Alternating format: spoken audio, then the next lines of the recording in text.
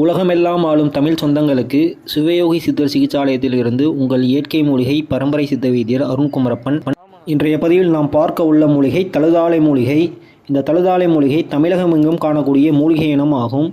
இந்த மூலிகை இனமானது முட்டை வடிவமான இலைகளை கொண்டது.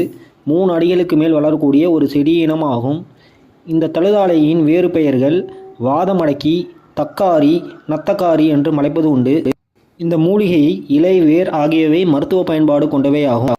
மூட்டு வலி, வாதம் சம்பந்தப்பட்ட நோய்களுக்கு சிறப்பான ஒரு மூலிகை. சொறி, சிரங்கு போன்ற தோல் சம்பந்தமான நோய்களையும் போக்கும்.